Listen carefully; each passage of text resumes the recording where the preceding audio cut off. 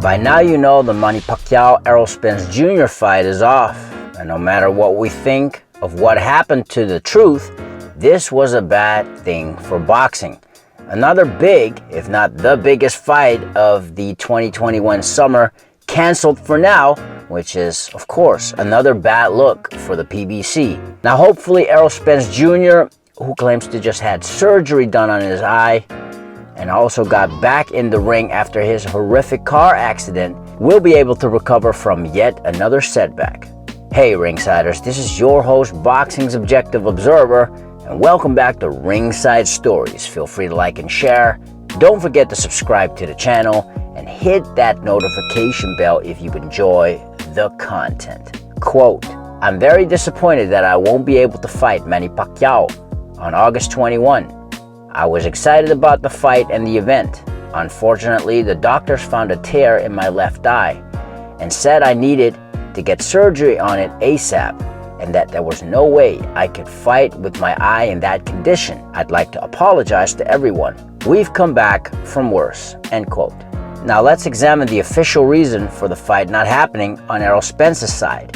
Here to offer more medical context, Dr. Brian Sutterer. The retina contains cells that process the light that comes into our eye and then generate this electrical current that travels through your optic nerve and back into the brain to register our vision. The retina is a very thin and very fragile layer of cells that sits all the way on the back side of the eye and gets its blood supply from sort of the underneath or the underside portion of that layer. Now the jelly, or sort of the meat of the eyeball, is called the vitreous body. And in a healthy eye, that vitreous body is adhered onto the retina. Well, for a variety of reasons, including both spontaneous and also from trauma to the eye or to the head, you can develop tears in the retina. These can be a direct tear of the retina. This can be from the vitreous body basically pulling the retina away, sort of like if you peel a sticker off of an envelope and there's some residue left behind. But what you end up with is a tear in that layer of cells of the retina. So let's take this back to Spence. First off, this can happen spontaneous. Now in a boxer, that's probably less likely, but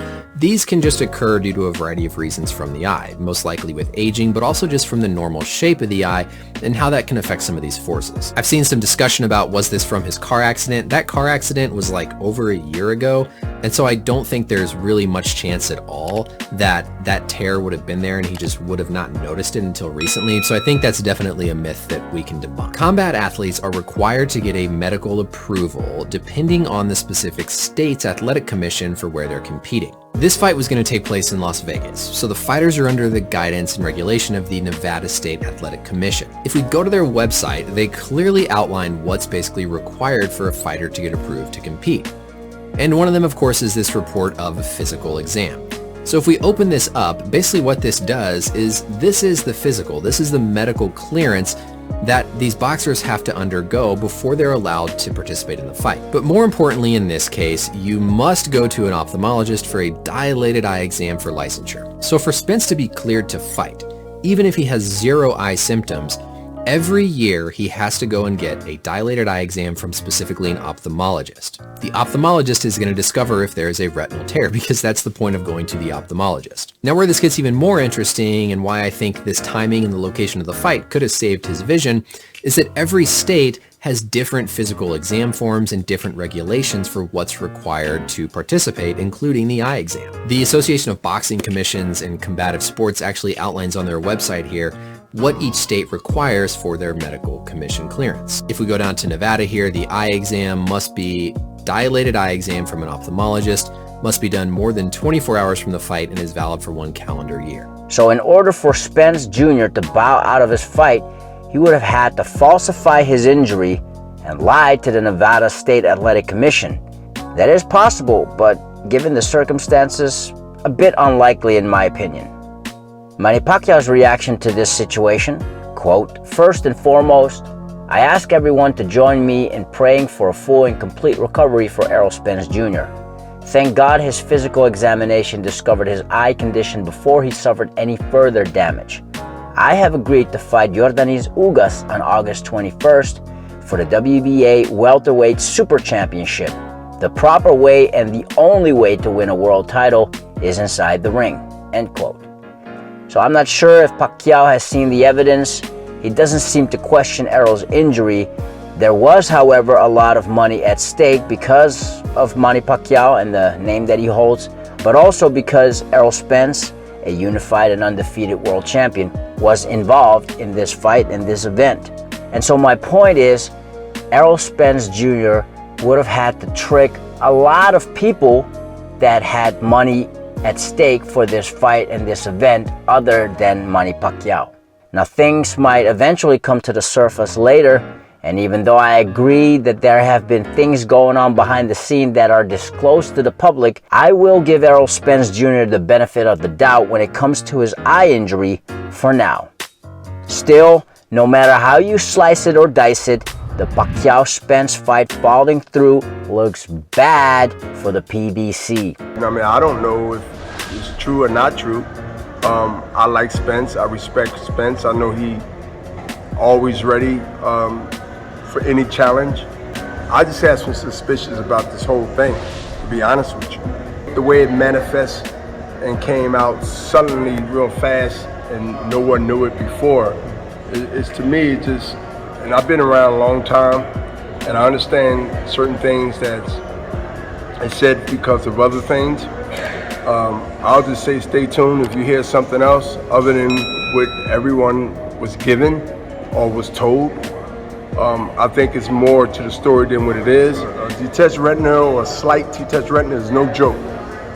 You got to take that serious, and nobody will want to play and say they have something that they don't have. They're like somebody say they got cancer and they don't have it, right? So I'm just saying,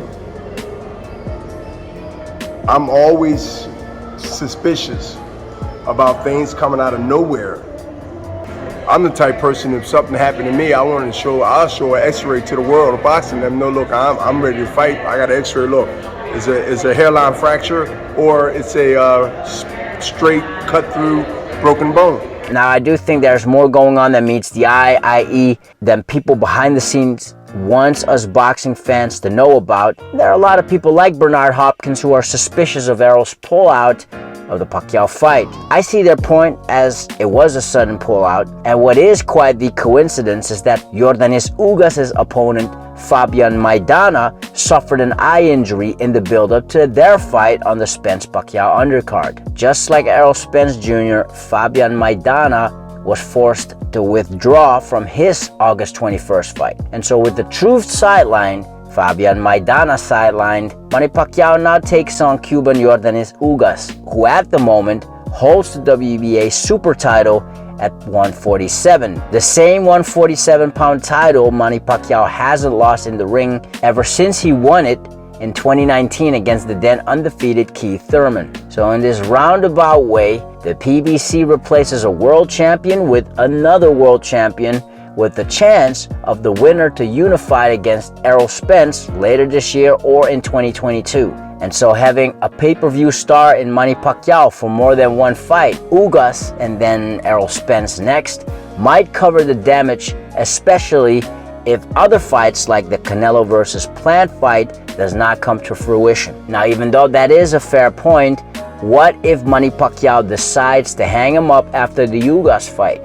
I mean, after all, Manny Pacquiao has political aspirations for 2022, and the man turns 43 by year's end. So if the PBC wants to get more out of Manny Pacquiao than this next fight against Yordenis Ugas, which if Pacquiao turns in a superb performance, I'm sure they would, well, that's on Manny Pacquiao, not so much on the PBC. The fact of the matter is, Manny Pacquiao versus Errol Spence Jr. was supposed to be the fight of the 2021 summer. Yet another big fight scrapped from its original date, another disappointment, including a PBC fighter. That said, the fighter Pacquiao will face in Spence's stead is a good fighter and worth examining next time. What do you make of Pacquiao versus Spence Jr. falling apart? Let us know your thoughts in the comments below. If you're new to this channel, we make content like this regarding the sport of boxing and combat sports from a unique point of view. So if you enjoy that kind of content, feel free to like and share. Don't forget to subscribe to the channel and hit that notification bell if you enjoy the content. Till next time, Ringsiders, this is your host, Boxing's Objective Observer, with Ringside Stories. Thanks for watching, and have a legendary day.